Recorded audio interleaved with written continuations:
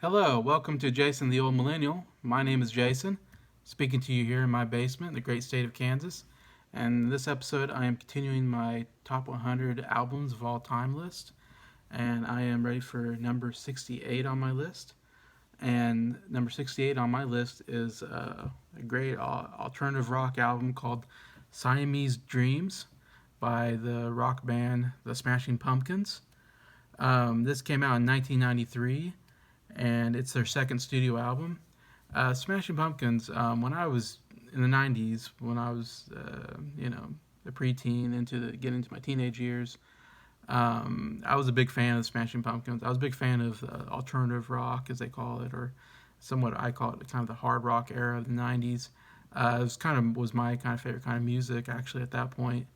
But I don't remember this album generally. This kind of came out before I really got into music, the 90s music, anyways.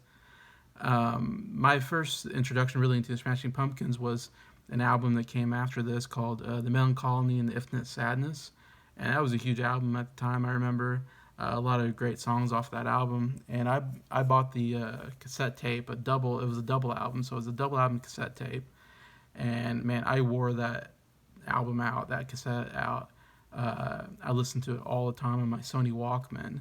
I remember in junior high. It was definitely like one of my favorite albums, not my favorite album at the time. Um, and so funny when I come up with this list and I was looking at different albums of different genres. I knew I was gonna have to listen to some Smashing Pumpkins because I was huge into that. I'm not huge into it now as much, but I definitely was huge. This is the only really this is the hardest rock album I probably have on my list of favorite albums. It's the only alternative rock really. Well, no, I guess I got some more, but uh, yeah, definitely don't have too many albums that are like this album, Smashing Pumpkins, which is very very loud guitars, and subject matter is a little more risque than I usually listen to. It's more cursing in these songs than I usually listen to, um, but yeah, when I was looking back and I was listening to the Smashing Pumpkins discography, and I listened back to Melancholy and the Infinite Sadness, I didn't actually put it on my list of top 100 albums, which I was kind of surprised. I figured that would be really high on my list because I remember loving that album so much. But it was a double album, so that means there's just so many songs on there, and there's some of their best work on there. 33 is probably my favorite song of theirs of all time. But Tonight, 1979, there's some other classics. Bullet with Butterfly Wings, Zero. There's definitely some of their classic songs on there, but there's so many songs I did not like, and overall, I do not like their type of music now. So you really have to do a good job to get me into that type of music right now. So a lot of their filler stuff was just so bad that I didn't put that on there. But as I was listening to Siamese Dreams, which it wasn't an album I was actually that I've never really listened to before, it had kind of the same sound as the Melancholy and the Infinite Sadness, and it was a shorter album, of course. And there's enough really good songs on here that I definitely had to put it on my top 100 favorite list. Anyway, so that's what I come along with the Siamese Dreams. Um, I was familiar with some of their big hits on here, like Cherub Rock, Today, Disarm, were kind of the ones. Those are really three songs I know I've heard from them before. And Siamese Dreams was an album I've heard before, but just never got around to really listening to it until recently. And yeah, and those are some great rock songs for sure. Some of their best of all time. And this is only the second studio album, so it's pretty early in their career. I think definitely is considered their best album amongst rock critics and all that. If you don't know the members of Smashing Pumpkins, Billy Corgan, he's the kind of the front man. You've probably seen the most. He's a bald-headed guy. He's the lead singer and lead guitar player, or not lead guitar, but he's one of the guitar players on there. Jimmy Chamberlain is the drummer. James Iha is the lead guitar player, and Darcy Retzky is the bass player. Anyways, and this was their main core group for a while. They eventually broke up, and I think they came back together here and there. And I think they've done some concerts even the last couple of years. I saw them doing concerts. I don't know if it's the same core members, but honestly, Billy Corgan's really just like the real leader of this band. I mean, he writes the songs and lead singer, of course. He has a really distinct, really great rock vocals. He's a real distinct voice. And that's mostly why I like the Smashing Pumpkins, because Billy Corgan's vocals I really enjoy. He definitely knows how to sing a good rock song. besides having great guitar riffs and really loud guitars on his music, on the Smashing Pumpkins music. Um, this album did pretty well, charted number 10 in the U.S., number 4 in the UK, number 3 in Canada, so top 10 in those three countries. Um, it's number 341 and on the 500 greatest albums of all time, so on the Rolling Stones list. Like I said, nominated for Best Alternative Music Performance and Best Hard Rock Performance with Vocal, which I believe was for the song Cherub Rock, was the ones that got some Grammy nominations off the album. Making this album, their first album was called Gish, I believe, and it was an album that did pretty well. I think it even did maybe even better than what the record company thought it would, and so they were really like, all right, we need to make another album. Let's hit it. You guys are doing really well. Let's try to get another good one out. And then right after they made their first album, Nirvana made their masterpiece album Nevermind, which is considered one of the greatest albums of the '90s. Definitely like the greatest grunge rock album. Anyways, at this point, like I said, grunge rock, alternative rock, hard rock kind of albums are really popular at this point. So they're really getting pushed right now. And so because of all that popularity, Smashing Pumpkins definitely were being pushed to make another great album. And so I think they had a lot of pressure, especially Billy Corgan, who wrote the songs. He seemed and kind of did a lot of producing, I think, and mixing. Kind of was really involved with the album. He had a lot of pressure to really produce another. They wanted to produce something as good as Nevermind, which is a lot of pressure because that's, like I said, one of the biggest albums of all time. And so they're trying to make the greatest alternative rock album, which they did a pretty good job. I think they probably did make one of the great alternative rock albums of all time, especially this period. Um, I said the singles off this album, Cherub Rock, is a pretty big one. Went number 7 in alternative airplay. Today made number 4 in alternative airplay in the U.S. Disarm went number 11 in the UK, number 13 in Canada, and number 8 in the U.S. alternative airplay. And then Rocket didn't really do anything, the fourth singer, but those other 3 singles were pretty big in their songs that they play. I'm sure at all their concerts, they're pretty big. But it was kind of a hard album to make, from what I've read. Like I said, Billy Corgan was really pressured, and he really spent a lot of time in the movies in the studio making this album, kind of adding more. He kept adding more guitar parts, so a lot of songs have just so much loud guitar music.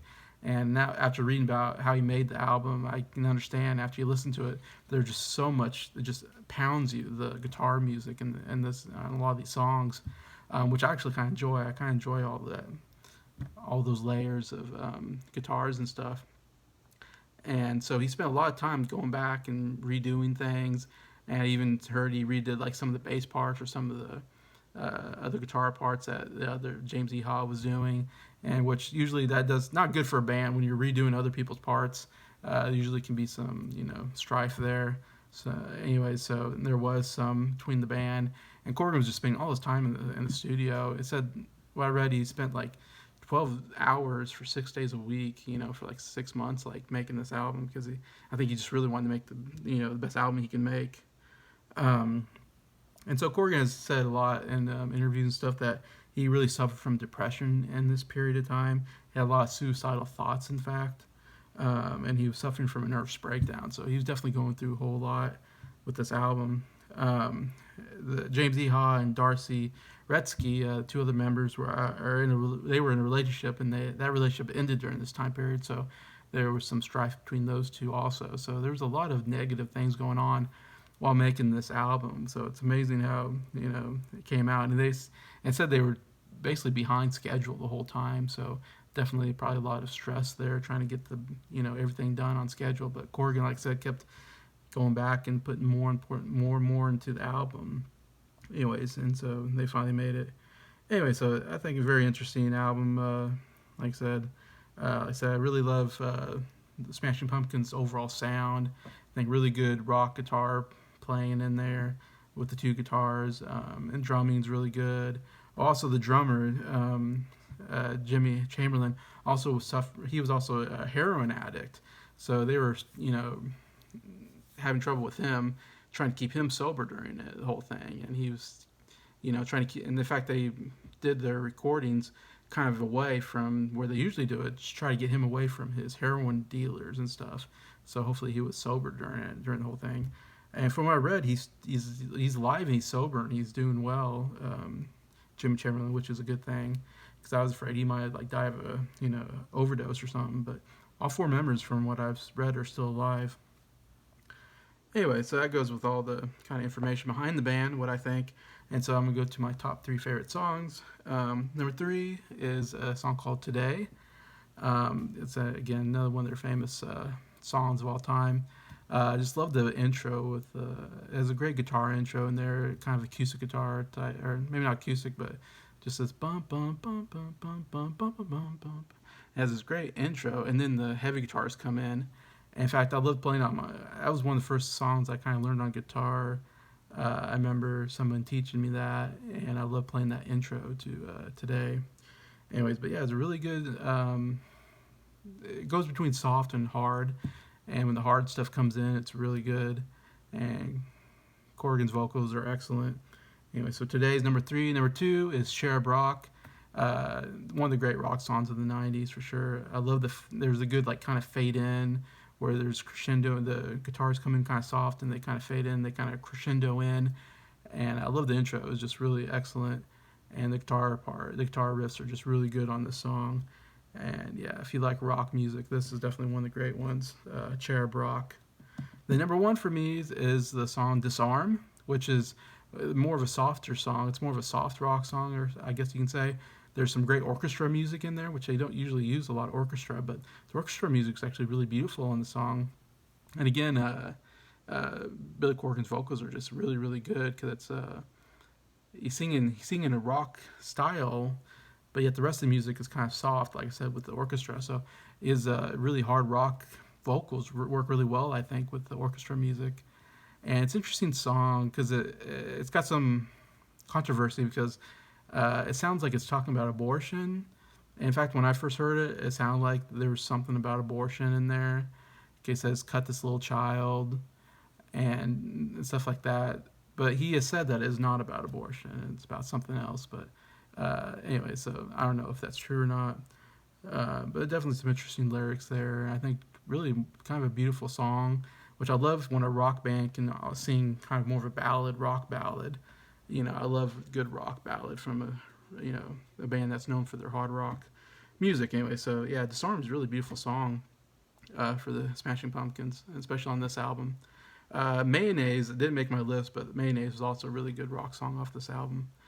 Anyway, so that's my opinion on Siamese Dreams, which comes in at number 68 on my top 100 favorite albums. And so I know probably a lot of people listening to this aren't Smashing Pumpkins fans, so I probably won't get too many comments, but still have to, it's the truth. It's an album I still think is pretty good. And so, but comment if you have any opinions on Smashing Pumpkins or this album, or where you think it ranks on like great rock albums of the 90s. Love to hear any comments anyways. And it's just thank you for watching, and thank you to all my subscribers. And I just really appreciate you all, and have a good day.